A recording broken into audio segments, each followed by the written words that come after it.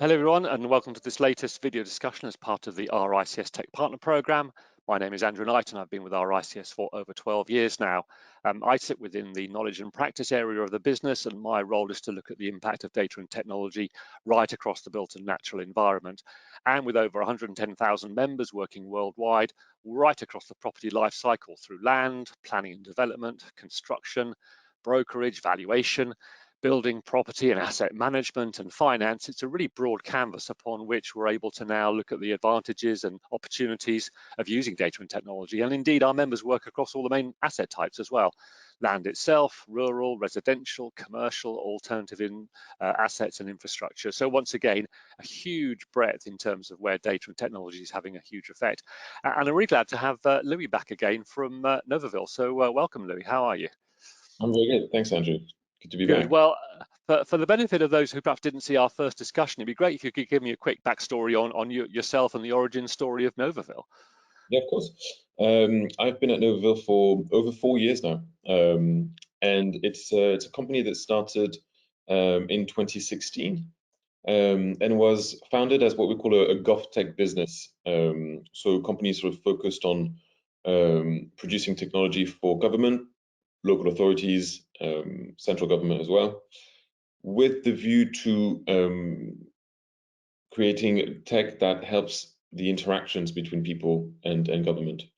And it can be for things like mobility, responding to consultations, reporting problems, applying for things with your local council.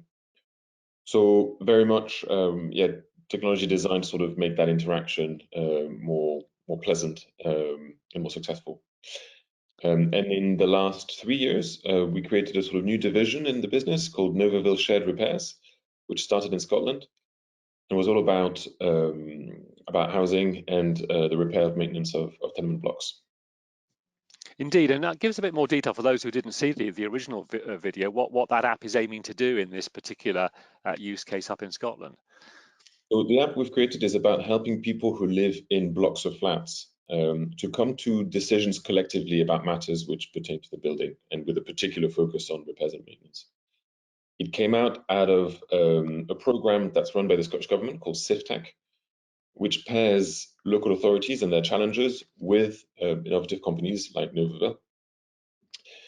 And so we won the competition that they issued in 2019 in order to find a company that could help create technology to help people basically fix their block because of the lack of, historically, a lack of care basically put into private building stock.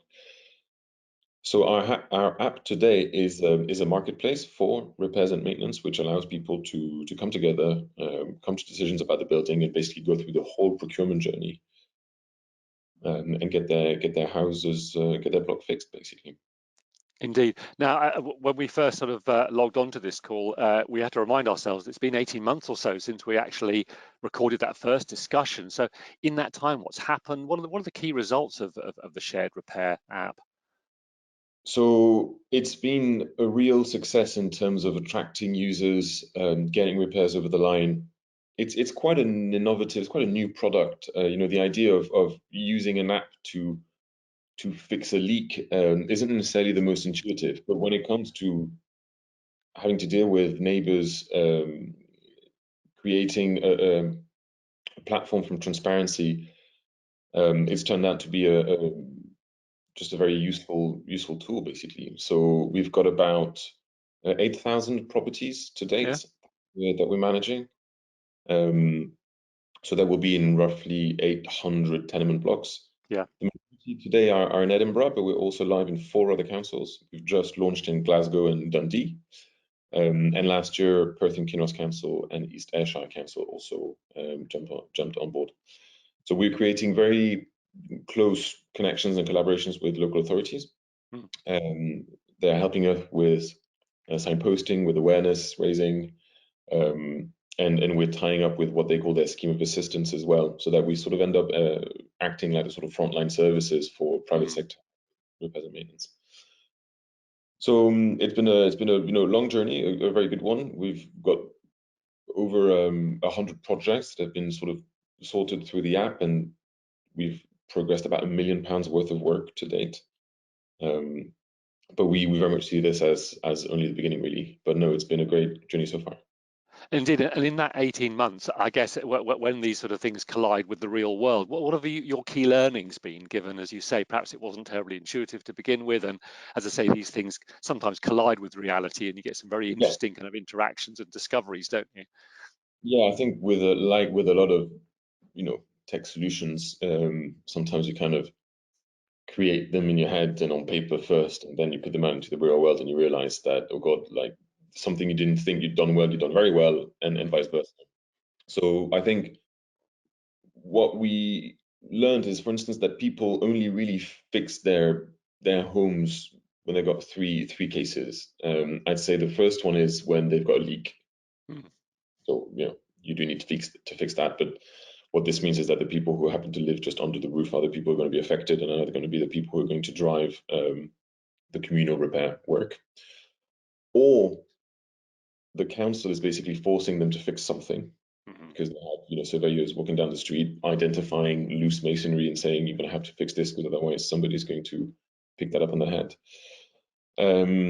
Or the third one, which is actually quite rare, is when things are so visibly bad and that they're falling apart, which often means they will go and procure the services of a surveyor.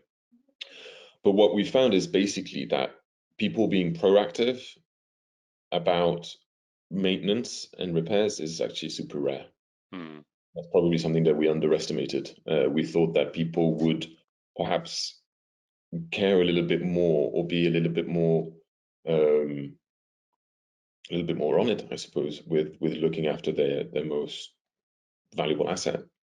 But actually, repairs and maintenance is really, I mean, your home is very much something that people put in the background and only Mm. start dealing with when something goes wrong.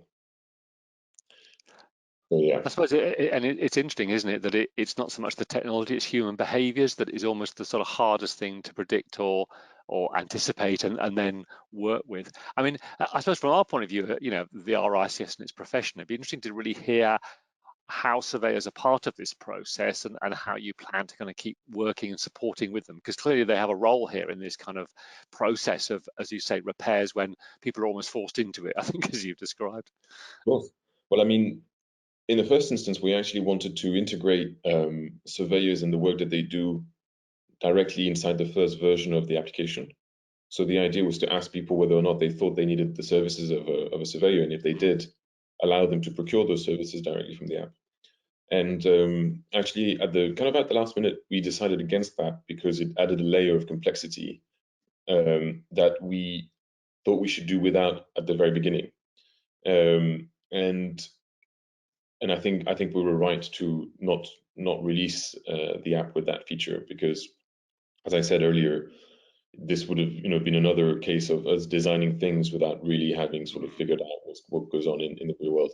And I think now, after 18 months of seeing how people use the app, um, and seeing that people actually do use the app to procure surveys, even though the app doesn't mention, Yeah. the app doesn't provide a dedicated pathway for it, we see that there is demand, and we now understand how we should do it. So it was always our intention that this repairs and maintenance app would include a pathway to procure surveys, and we're just about to put it online now. And that sounds good. And as ever, hindsight is a wonderful thing. But what particularly would you have done differently with the knowledge you now have of that kind of human behaviour side, the nature of the interaction with surveyors, etc.? What would have you done differently on day one? Look, I think we probably didn't talk to end users enough. Yeah. Um, Would have allowed us to realize that there are different types of people. You've got people who are, the rare people who are sort of very engaged and sort of motivated, and who often call themselves the mum or the dad of the building and want to look after. You've got another subset of users who will engage, but just really on a need to basis, and when they need to do something and press on a button. But then there's another section of users who actually are participating in the repair or maintenance, but don't want to use the app, or don't like technology, or for any reason basically don't want to get on a digital system. Mm. And so I think if we'd done more of that work, we probably would have realized, okay, that these different types of people exist, and would have built, according to their needs, maybe just a little bit better from the beginning, rather than having to sort of react to things that we were learning throughout after the platform was out.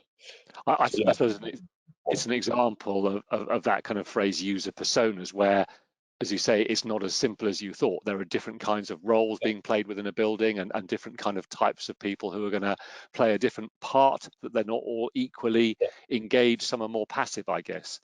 yeah, and I think we did that work of working on user personas, but I actually think we had the bias in the sample. I Yeah. think that people, had more people who were definitely on the more engaged side than perhaps was representative of the broader population. So I think perhaps we should have been a little bit more critical of some of the data that we gathered at the beginning about people's care for and engagement with those kinds of issues. I think another thing we would have done different is we would have built it on the web Yeah. rather than on an app. I'll actually share the app because I think it's probably Yeah. would for people to take a look at it. But this is basically the system. I've got a couple of tenements here, a couple of blocks of flats. This is a demo account, but Yeah. say that I was the owner of two flats in two different tenements, then I could manage them both from here. And I've got some repairs that are ongoing. One of which payment is open, and as you can see, we've sort of structured the whole process of achieving a common repair, from specifying what rules apply to it to hiring the contractor. And we've even got, which is probably a key feature actually, is this digital bank account that you can open from the app. Okay. So that all the money can be gathered and then paid out to the contractor. And I think and I think it was not the right decision to put it on an app. I think it would have been easier if it had been on a web page to begin with, and then on an app second. So that's another thing perhaps I would have done a little bit different. I suppose that's an interesting point, that people often rush to the thought that it has to be on a smartphone, where sometimes perhaps people literally just want to sit at home, slowly, carefully work through it on their desktop, and not necessarily be doing it as they walk down the street, I guess, on their smartphone. I mean, don't get me wrong. I'm sure that if we built it on the web, lots of people would have come in saying, why isn't it on an app? Yeah, where's the app? Yeah. Ultimately, in the world we're in, you need both. But it's true that, particularly considering the sort of demographic profile now, lots of people who are 50 plus definitely have smartphones, but they're still more comfortable using a desktop, and rightly so. And the message that the information that's in the app is often quite nuanced or quite complex or difficult to just explain in one single sentence. And so you need a bit of space often to be able to make it clear or to make the experience nice. And if you're doing it on an iPhone 4, there's a bit of scrolling that needs to be done, and you might miss a button or something like that. So yeah, I think I would have Indeed. done it. So I can see from the screen we're about to move on to the shared works piece. But before we move on to that, it'd be interesting to hear from you. What are the plans for shared repairs, given what you've learned? You've talked about the kind of geographical rollout now to other parts of Scotland. What are the other kind of plans moving forward for shared repairs? I say before we move on to the shared works piece. Sure. Look, I think one of the things we definitely want to do is to expand to all of Scotland. So we've got five local authorities today using the system, or where we're deployed, and we'd like all of them to come on board, really, because we could deploy anywhere, but because we do that in collaboration with the local council, it's a little bit slower. But that's definitely, I would say, the number one priority.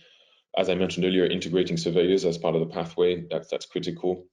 Today, about 10% of the jobs that are coming through the system are actually for surveys. So despite the fact that there's no dedicated pathway, people still use it for that. So we want to create that dedicated pathway so that it's a bit of a nicer experience. Yeah, and then there's things about sort of anticipating changes in the legislation. Yeah. So having the app and the payment account in the app function as a sinking fund. That's kind of a clear next step for us, and obviously put it on the web. Indeed. So yeah, so tell us about the new project around shared works and about the kind of decision process about entering this kind of retrofit space. Of course. Well, I mean, look, retrofit has always been an adjacent sector to repairs and maintenance for sure, and one that's become, massively important and urgent with every passing year. So we always knew that this was something that we wanted to look into, but I suppose we went a little bit faster than we anticipated because many surveyors out there identified our app as a tool that could really help address some of the key challenges in the retrofit space, specifically around the fact that, well, two things. First of all, blocks of flats is a real difficulty when it comes to retrofit. There's no tool out there that helps people who live in flats retrofit together. And obviously, if you live in a block of flat, it's not just your flat you need to retrofit, it's the whole building. Otherwise, you're not going to get the result that you want. And another problem is basically around cost and trying to bring that down. And the fact that if you're working with other people, you can benefit from economies of scale on the assessment side and also on the procurement side.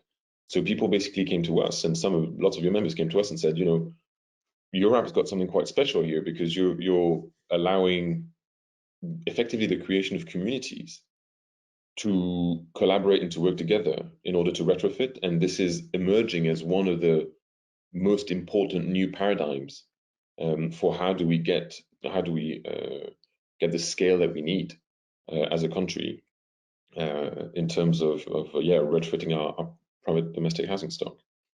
So describe what your approach is to this huge problem, obviously, of energy efficiency and decarbonisation renovations. What's your approach? What are you bringing to the party, so to speak?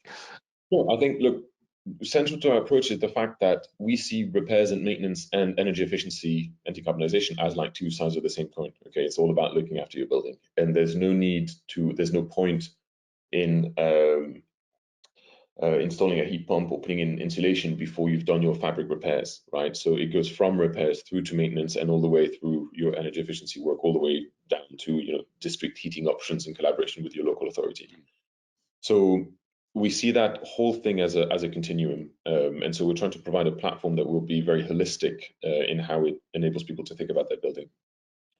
So we're building a platform which will allow people to come together again collectively and procure energy efficiency work and decarbonisation work.